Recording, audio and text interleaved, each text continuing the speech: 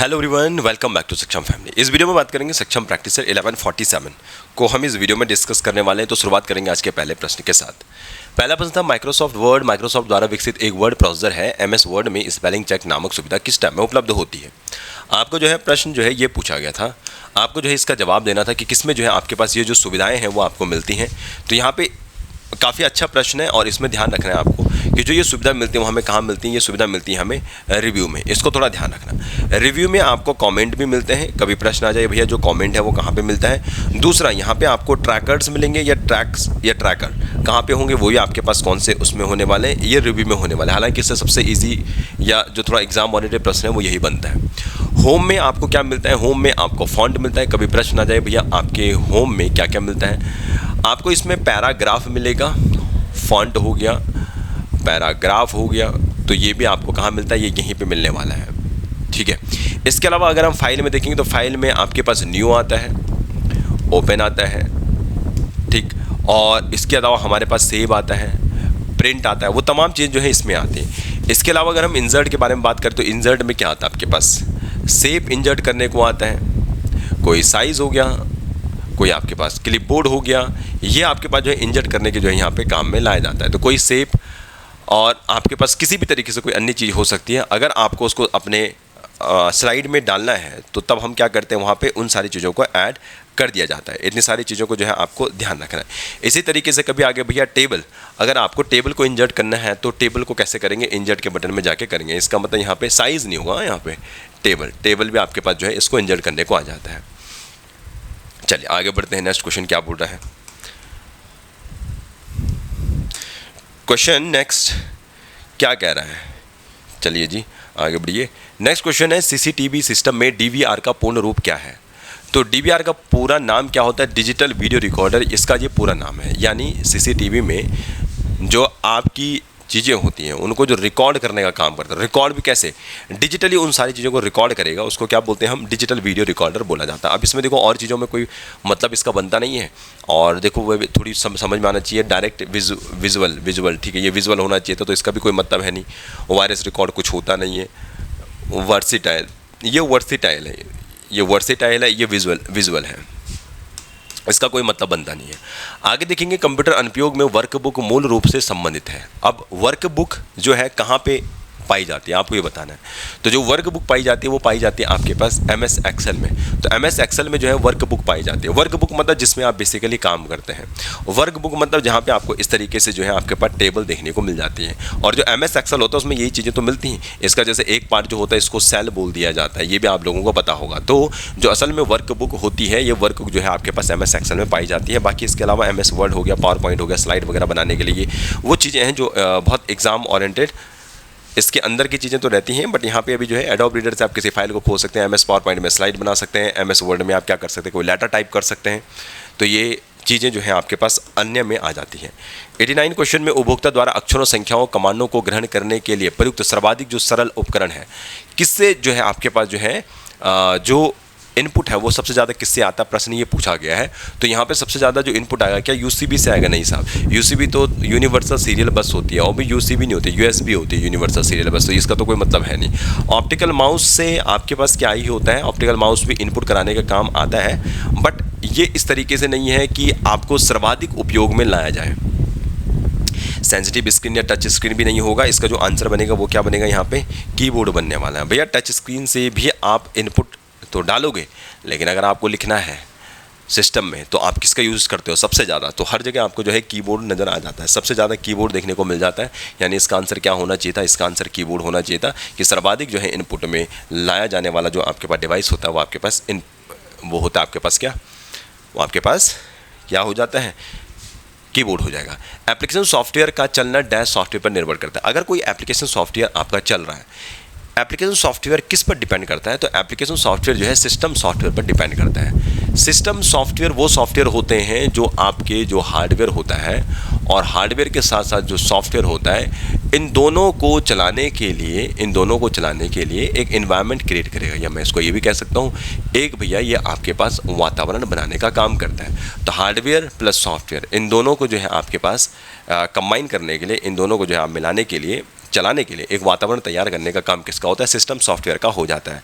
System software में हम देखते हैं जैसे खास करके यहाँ पे आपके पास एक नाम आता है जिसको हम बोलते हैं क्या?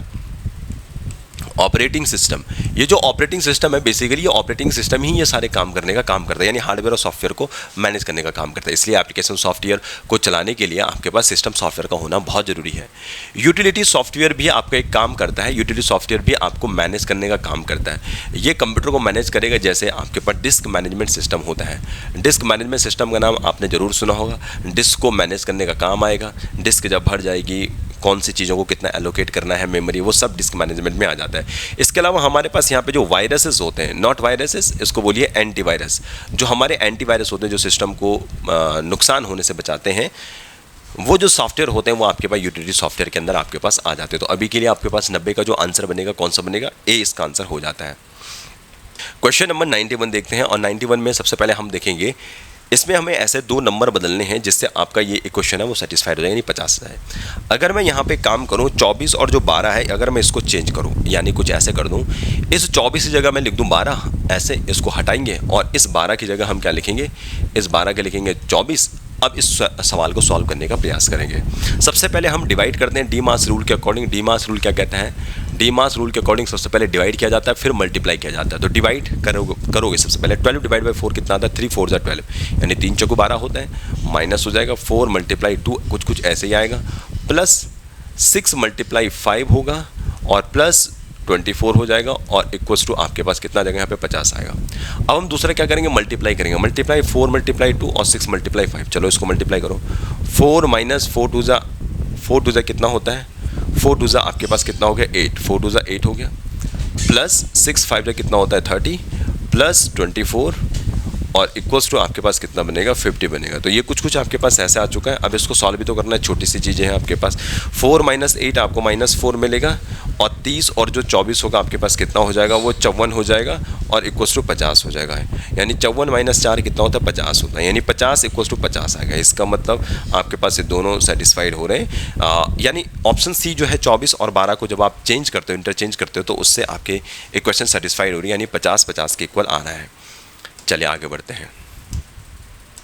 नेक्स्ट क्वेश्चन देखेंगे। क्वेश्चन कह रहा है एक पासे की 2 स्थितियां दिखाई गई हैं, आर के विपरीत फलक क्या आएगा? आर के विपरीत क्या आएगा फलक, ये देखना है। देखिए यहाँ पे एक चीज़ देखिएगा, आर के विपरीत कौन सा फलक आएगा। पहले इसी में ध्यान दो, पी टी आर, क्या यहाँ पे कुछ नज़र आ रहा है? देखो इधर आर है, इधर भी आर है, दोनों के दोनों कॉमन है, तो हम इसको ऐसे चला सकते हैं, इसको ऐसे भगा सकते हैं, मतलब ऐसे, और इसको ऐसे चला सकते हैं। यानी आर के बाद आप पी लिखेंगे और फिर टी लिखेंगे, कुछ ऐसे। सेम टू सेम यहाँ पे भी ऐसे चलेगा, आर लिखोगे फिर क्यू लिखोगे फिर यू आएगा, यानी टी के पीछे तो यू आएगा, इसका मतलब ये हुआ पी के पीछे क्यू आएगा। अब आर के पीछे क्या आएगा वो समझना है। देखो सिंपल सी बात है, क्यू तो आंसर नहीं हो सकता। क्यों? क्योंकि जो क्यू है ना वो पी के पीछे आ रहा, तो ये आंसर नहीं हो सकता। सेम टू सेम टी भी नहीं आ सकता। क्यों? क्योंकि टी के पीछे यू है, तो ये भी नहीं आ सकता। और फाइनली आपके पास क्या है? ये एस है, तो एस भी क्या इसके पीछे आ सकता है? एस और यू, देखो यू भी आ नहीं सकता क्योंकि यू के पीछे तो आपके पास क्या है? टी आया, तो क्यू टी यू तो आंसर नहीं हो सकता। एक ही ऑप्शन बचा यहाँ पे एस, यानी आर के पीछे आपके पास क्या हो जाएगा? आर के पीछे एस आ जाएगा। ठीक है जी, तो एक ही जो बच रहा है वो उसके पीछे हो जाएगा। 93 क्वेश्चन की तरफ बढ़ते हैं। 93 क्वेश्चन क्या बोल रहा है? देखो कौशल का मुख दक्षिण की तरफ है। चलिए कौशल का मुख दक्षिण की तरफ है और दक्षिण दिशा की ओर है, ठीक, और वह अपने दाएं मुड़कर 20 मीटर चलता है। अब सिंपल सी बात है यार, कोई आदमी है ना इस तरफ यहाँ पे, अब वो इसको थोड़ा ऐसा बनाते हैं, देखो ये ऐसा है, अब इसका मुंह दक्षिण की तरफ यानी नीचे की तरफ है। अब ये कहाँ चल रहा है? वो अपने दाएं मुड़ता है और 20 मीटर चलता है। इसका मतलब ये व्यक्ति जो है यहाँ से दाएं मुड़ा और यहाँ से लेकर यहाँ तक, ये मैंने कहा साहब ये 20 चला, तो यहाँ तक तो ये 20 चला है, यहाँ से यहाँ तक कोई समस्या नहीं है, 20 मीटर चला। इसके बाद वो पुनः दाएं मुड़ता 10 मीटर चलता है। चलो पहले 20 ये बनाया, उसके बाद 10 थोड़ा और छोटा बनाओ, जैसे जिस हिसाब से बनाते हो ना उस हिसाब से उसको छोटा बनाया करो, ज़्यादा बड़ा मत बनाना। ये 10 चला, फिर आपके पास दाएँ मुड़ा, फिर वह बाएं मुड़कर 15 मीटर चलता है, यानी यहाँ से भी ये और मुड़ेगा और ये थोड़ा सा 15 मीटर चलेगा, तो ये लीजिए साहब 15 मीटर हमने इसको बनाया, ठीक। उसके बाद वो फिर से दाएं मुड़ता है और 25 मीटर चलता है। तो अब इसको थोड़ा ऊपर बनाते हैं और 25 मीटर हमने इसको ऐसे बना दिया कि 25 मीटर चलाया, थोड़ा छोटा बनाया मैंने, थोड़ा बड़ा बनाइएगा इसको, ठीक है, मीटर चलता है। और पुनः वो दाएं मुड़कर जो है 50 मीटर चलता है, यानी देखो यहाँ से लेकर यहाँ तक ये कितना हो गया? 15, क्योंकि यहाँ से लेकर यहाँ तक ये 15 है तो ऑब्वियस सी बात है ये भी 15 होगा। फिर यहाँ से लेकर यहाँ तक ये आया है, यहाँ से यहाँ तक कितना हो जाएगा? 20, मतलब 20 और 15 कितना हो गया आपके पास? 35, यानी ये और आगे जाएगा कहीं इधर, यहाँ पे ये जाने वाला है। अब प्रश्न क्या बोला है, अब बताइए कौशल अपने प्रारंभिक बिंदु के सापेक्ष किस दिशा में है। यानी हमें प्रश्न ये बोला गया है कि साहब ये बताइए, बोला आपके पास यहाँ से ना इसका स्टार्टिंग पॉइंट, तो इस स्टार्टिंग पॉइंट से बताना है कि ये किस दिशा में है। यहाँ पे ये वाली जो दिशा होगी ये कौन सी होगी, तो साहब ये पूरब है, ये साहब पश्चिम है, ये आपके पास उत्तर दिशा है। इसका मतलब ये जो दिशा है ये उत्तर पूर्व दिशा होगी। तो ऑप्शन जो है इसमें आपका सी इसका आंसर हो जाएगा। ठीक है, तो उत्तर पूर्व दिशा इसमें आंसर हो जाएगा। आगे बढ़ते हैं नेक्स्ट क्वेश्चन की तरफ। क्वेश्चन कह रहा है एक व्यक्ति का जन्म 15 मार्च 1982 को हुआ। चलिए साहब इसको बनाते हैं, एक व्यक्ति बनाते हैं, इस व्यक्ति का जन्मदिन बनाते हैं 15 मार्च, और कब बनाया इसने, 15 मार्च 1982। 15 मार्च 1982 का जो जन्मदिन आया इसका, इस दिन कौन सा दिन था, उस दिन आपके पास सोमवार था, तो इस दिन जो है आपके पास सोमवार है। तो एक तो ये बनाया, और हमें बनाना है 1990 को उसने उसी दिन कौन सा दिन, मतलब जन्मदिन कब मनाया होगा। तो 82 के बाद हमारे पास 1983 होगा, 1983 के बाद 1984, और इस तरीके से 85, इसी तरीके से 86, और फिर 87, 88, 89 और 90। देखो सवाल करने के कई तरीके हो सकते हैं, एक तरीका समझ लो सारी चीज़ें हो जाएंगी। अगर 1982 में सोमवार है तो सेम मुझे उसी डेट और उसी मंथ पे जाना है, यानी ये सेम वही रहेगा 15 मार्च 1983, सेम 15 मार्च 1983, 15 मार्च 1983, 15 मार्च 1983 और सो ऑन, ये ऐसे चलने वाला है। तो 15 मार्च 1982 को है सोमवार। अब ये जो है 1983 में जब ये जाएगा तो उस दिन कौन सा दिन आएगा, तो ध्यान रखो अगर यहाँ पे जैसे मार्च से मार्च के बीच अगर कोई भी लीप ईयर नहीं आया है तो एक दिन बढ़ता है, तो यानी सोमवार में केवल एक दिन बढ़ेगा और यहाँ पे क्या आएगा आपके पास, मंगलवार आएगा।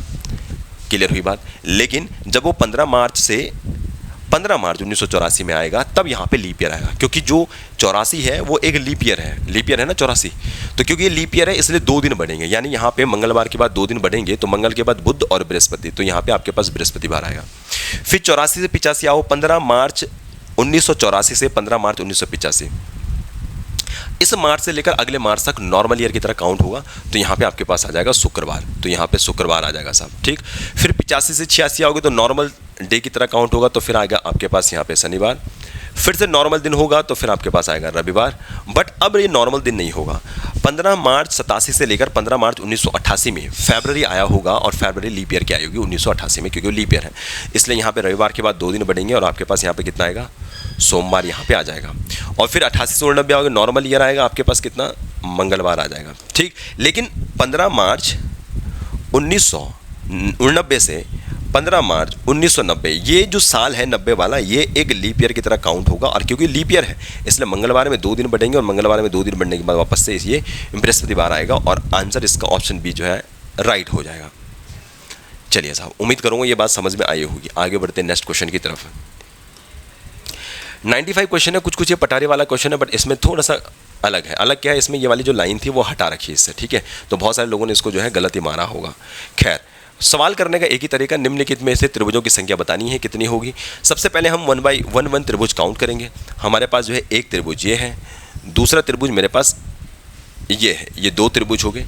अपने पास एक त्रिभुज ये है, 3 हो गए, एक त्रिभुज आपके पास ये है 4, एक त्रिभुज आपके पास ये है 5, एक त्रिभुज आपके पास ये है, इसको हमने कहा 6, और एक त्रिभुज अपने पास ये वाला हो गया, इसको बोला मैंने 7। यानी यहाँ पे एक वाले जो त्रिभुज है साहब, एक वाले त्रिभुज तो आपके पास कितने हैं, 7 हैं। इसको इसी तरीके से काउंट करना होता है। एक वाले कितने हो गए, 7 हो गए। अब 2 वाले काउंट करेंगे, जैसे इन दोनों को मिला के हमारे पास एक त्रिभुज है इस तरीके से, एक ये हो गया। इन दोनों को मिला के कोई भी त्रिभुज नहीं मिलेगा, इन दोनों को मिला के कोई त्रिभुज नहीं मिलेगा, लेकिन इसको और इसको मिला के बनेगा। अब हमारे पास हो गए 2, इसको इसको मिला के त्रिभुज मिलेगा, ये हो गया अपने पास 3, और इसको मिला के त्रिभुज बनेगा, यहाँ पे इन दोनों को मिला के ये हो गए 4। इसी तरीके से इसको मिला के एक त्रिभुज बनेगा, ये हो गया मेरे पास 5, और इसी तरीके से इसको मिला के एक त्रिभुज बनेगा, ये वाला हमारे पास हो गए 6। यानी 2 वाले जो त्रिभुज हैं अपने पास कितने मिले हैं, वो मिले मेरे पास 6 मिले हैं। तो अभी आपके पास कितने त्रिभुज हो गए, 7 और 6 13 त्रिभुज आ गए। 2 वाले काउंट कर लिए। अब हमारे पास यहाँ पे 3 वाले त्रिभुज कितने, यानी 3 फिगर को एक साथ बनाओ और तब जाके एक ट्रायंगल को काउंट कराओ। जैसे हमारे पास 1 2 3, इनको मिला के कोई ट्रायंगल नहीं है, बट ये इनको मिला के एक ट्रायंगल मुझे मिल रहा है यहाँ पे इस तरीके से, यहाँ पे, तो ये 1 हो जाएगा। ये 3 वाला मुझे मिला 1। इसी तरीके से ये और ये, इन तीनों को मिला के हमारे पास एक ट्रायंगल मिलेगा इस तरीके से, तो ये 2 हो गया। तो हमारे पास 2 ट्रायंगल आ चुके हैं। बाकी इसके अलावा कहीं और है नहीं है, तो 3 वाले मेरे पास कितने हो गए, 3 वाले साहब अपने पास 2 हो गए। 7 और 6 13, 14, 15, 15 तो हमारे पास आ चुके हैं। और एक अब हम क्या करेंगे, 4 वालों को एक साथ लेंगे। 4 वाले कौन से, 1 2 3, क्या कहीं और है 4 वाले, नहीं मिल रहा है। इसका मतलब 4 से नहीं बनेगा, 5 और 6, इन 6 को मिला के मेरे पास एक ट्रायंगल मिलेगा कुछ इस तरीके से। यहाँ से यहाँ, इसको यहाँ लेके जाएंगे, इसको यहाँ लेके जाएंगे, 6 वाले से मुझे मिलेगा एक ट्रायंगल, यानी टोटल 7 और 6 13, 14, 15 और 16, यानी यहाँ पे टोटल नंबर कितने आ जाएंगे, 16 आ जाएंगे। ठीक है, जिन लोगों ने 19 किया है जरा ध्यान दीजिएगा, प्रश्न को ठीक से पढ़ा करें, उसके बाद ही जो है क्वेश्चन सॉल्व किया करें। ये भी बहुत सारे लोगों ने गलत किया होगा। एक दुकानदार के पास 1 लीटर दूध है, दुकानदार के पास कितना दूध है, 1 लीटर दूध है, उसे 2 ग्राहकों को बराबर मात्रा में दूध देना है, लेकिन उसके पास 500 ml और 250 ml के माप के बर्तन है। वह दोनों ग्राहकों को बराबर दूध कैसे देगा? भैया दोनों ग्राहकों को बराबर दूध देना है तो सिंपल सी बात है, वो 500 ग्राम के जो है आपको यहाँ पे 2 भाग करेगा और बराबर दूध दे देगा। बहुत सिंपल है। बहुत सारे लोगों ने उसको 250 ml भी किया होगा, है ना। तो 250 ml करने की क्या जरूरत थी, जब बोला है कि भैया बराबर करना है, दोनों को बराबर देना है भाई। 500 ml 500 ml तो नहीं 250 करके देगा वो 4। चलो आगे देखो, मनीषा की माँ तुहिना, मनीषा बनाओ यहाँ पे। एक मैंने बनाया भैया मनीषा, ये मैंने यहाँ पे मनीषा बनाया। मनीषा की एक माँ है तुहिना, ये मनीषा की माँ हो गई तुहिना। मनीषा की माँ तुहिना अमित के पिता की बहन है, मतलब ये बहन है किसकी, अमित के पिता की, यानी यहाँ पे एक पिता होंगे और ये पिता होंगे आपके पास किसके, अमित के। तो ये अमित के पिता की बहन हो गई आपके पास। ठीक है, नेक्स्ट, ममता अमित की बहन पायल की पुत्री है। इसने क्या बोला, ममता कौन है, अमित की बहन है। बोला अमित की बहन कौन है, पायल। तो अमित की एक बहन है जिसका नाम है पायल, और ये पायल की बहन, मतलब नॉट बहन, आपके पास ममता अमित की बहन पायल की पुत्री है, तो यहाँ पे हो जाएगा ममता, ये इसकी पुत्री आ गई। अब प्रश्न पूछा है मनीषा ममता से किस प्रकार संबंधित, यानी जो मनीषा है वो ममता से किस प्रकार संबंधित है, आपको ये बताना है। तो देखो ये कैसे बन गया है, ये जो तुहिना है ना, तुहिना, ये तुहिना का मामा हो गया, ये वाला, ये कौन है, नॉट तुहिना का मामा, ये मनीषा के मामा है। ये कौन है, मनीषा के मामा। अमित कौन है, मनीषा के मामा का बेटा। अमित कौन है, मनीषा के मामा का बेटा। इसका मतलब अमित और जो ये मनीषा है वो आपस में भाई बहन होंगे। तो जो ये ममता है वो और पायल भी क्या होगी, पायल भी फिर उस हिसाब से बहन हो गई, क्योंकि अमित और पायल दोनों के दोनों भाई बहन हैं। यानी आपके पास पायल भी क्या होगी, मनीषा की बहन हो गई। अब ये बहन की बेटी है, तो क्या बहन की बेटी दादी होती है, नहीं होती। क्या बहन की बेटी बहन होती, नहीं होती। क्या बहन की बेटी चचेरी बहन होती, नहीं होती। इसका मतलब इनमें से कोई नहीं इसका आंसर आएगा। ये इस वैसे देखा जाए तो ये मौसी टाइप का रिलेशन बन रहा है, लेकिन मुझे मनीषा का भी जेंडर पता नहीं है, इसलिए इनमें से कोई नहीं आंसर आ जाएगा। आगे देखेंगे, एक परिवार में दादी है, क्या है, दादी है, पिता है, माँ है, उनके 4 लड़के हैं, उनके संबंधित 4 पत्नियां हैं। इसके अलावा प्रत्येक पुत्र की 1 बेटी है तथा 2 बेटे भी हैं। ज्ञात करें संयुक्त परिवार में कितनी महिलाएं हैं। चलो महिलाएं बनाओ। एक महिला हो गई दादी, ठीक, एक महिला हो गई माँ, उनके 4 लड़के हैं और उनकी पत्नियां हैं। इसका मतलब 4 बेटों की 4 पत्नियां, ये हो गया। और प्रत्येक पुत्र की 1 बेटी, यानी इन चारों की 4 बेटियां होंगी। टोटल महिलाएं कितनी हैं, 1 2 और ये 8 और 2 10। गलत तो नहीं हुआ। प्रत्येक पुत्र की 1 बेटी तथा 2 बेटी हैं, तो 10 ही तो आ रहा आंसर। बहुत सिंपल तो हो गया। ठीक है, समझ में आई बात, तो क्लियर हुई भाई बात। अरे बेसिक सी चीज़ें यार, अगर ये बेसिक क्वेश्चन भी नहीं उठा पाओगे तो फिर पेपर कहाँ से निकालोगे। जिसको अगर ऐसी बेसिक चीज़ें भी नहीं आती है ना, तो भाई वो थोड़ा सा काम करना शुरू कर दो अपनी चीज़ों पे, अन्यथा बहुत दिक्कत हो जाएगी आप लोगों को। चलो आगे देखते हैं नेक्स्ट क्वेश्चन क्या बोल रहा है। क्वेश्चन कह रहा है 26 छात्रों की कक्षा में 14 छात्रों के पास बिल्लियाँ हैं। अब इसको किस हिसाब से बनाएंगे, इसको ये वेन डायग्राम है, इसको ऐसे बनाओ, एक गोला ये बनाओ, एक गोला ये बनाओ, एक गोला ये बनाओ, इस तरीके से। 26 छात्रों के कक्षा में 14 के पास बिल्ली है। तो ये मान लो कि मैंने कहा ये जो गोला बनाया है मैंने, ये बनाया है बिल्लियों का। ये गोला किसका है, ये बिल्लियों का गोला है। दूसरा हमारे पास जो गोला है वो है कुत्तों का। इसमें कौन है साहब, इसमें हो गए कुत्ते। और तीसरा जो इसमें है उनका नाम क्या है, इसमें है आपके पास साहब तोते। ये तोते हो गए। तो बिल्लियाँ हो गई, कुत्ते हो गए, तोते हो गए। अच्छा, सवाल क्या कह रहा है कि 14 छात्रों के पास बिल्लियाँ हैं, यानी बिल्लियाँ कितनी हैं, 14 हैं। कुत्ते कितने हैं साहब, 10 छात्रों के पास कुत्ते हैं, यानी कुत्ते हो गए 10। और तोते कितनों के पास है साहब, 5 छात्रों के पास तोते हैं, तो 5 छात्रों के पास तोते बनाओ साहब। ठीक है, अब इसने बोला 4 छात्रों के पास बिल्ली व कुत्ते दोनों हैं, तो कहाँ पे है बिल्ली और कुत्ते, ये वाले। तो ये वाला रीज़न होगा 4 के पास बिल्ली और कुत्ता दोनों हैं, यहाँ ऐसे बनाओ। दूसरा बोला इसने 1 छात्र के पास कुत्ता और तोता है, 1 छात्र ऐसा है जिसके पास कुत्ता और तोता है, और 3 के पास तोते और बिल्ली हैं। तोते और बिल्ली कितनों के पास है, 3 के पास है, ये ऐसा कुछ बनेगा। ऐसा कोई भी नहीं है जिसके पास ये तीनों हों। तब कितने ऐसे हैं जिनके पास कुछ, हमें ऐसे बताना जिनके पास कुछ नहीं है। हमें ये भी पता है टोटल क्लास में कितने छात्र हैं, 26 छात्र हैं। अब पहले ये बताओ केवल बिल्लियों वाले कितने होंगे, क्योंकि हमने यहाँ देखा ना 4 लोग ऐसे हैं जो कुत्ते और बिल्ली वाले हैं, 3 ऐसे हैं जो तोते और बिल्ली वाले हैं। तो सबसे पहले हमें क्या करना पड़ेगा, केवल बिल्ली वाले कितने हैं पहले वो निकालो। क्या बोला मैंने, केवल बिल्ली वाले कितने होंगे पहले वो निकालो। एग्जाम ओरिएंटेड प्रश्न है, केवल बिल्ली वाले। अब केवल बिल्ली वाले कैसे निकलेंगे, देखो 4 और 3 7, 7 वो लोग हैं जिनके पास बिल्लियाँ तो हैं, पक्की बात है, लेकिन उसके अलावा इनके पास कुछ और भी चीज़ें, इसलिए हम 14 से इस 7 को माइनस करेंगे तो 10 लोग ऐसे होंगे जिनके पास केवल बिल्ली होगी। ऐसे 4 और 1 5, 5 लोग ऐसे हैं जिनके पास कुत्ते के अलावा कोई और भी चीज़ है। इसका मतलब यहाँ पे 5 ही लोग ऐसे होंगे जिनके पास केवल कुत्ते होंगे। इसी तरीके से 3 और 1 4, 4 लोग ऐसे हैं जिनके पास तोते के अलावा और भी हैं। 5 लोग टोटल थे इसमें तोतों में, 3 और 1 4 को माइनस कर दो, बस एक ही आदमी बचेगा जिसके पास केवल तोता होगा। ये कुछ ऐसा है। अब हमें बताना था ऐसे कुल कितने लोग हैं जिनके पास कुछ नहीं है। तो देखो यहाँ पे 10 और 4 14 और 5 19 और 1 20, 1 21, 22 23 24, ज़्यादा तो नहीं हो रहा है।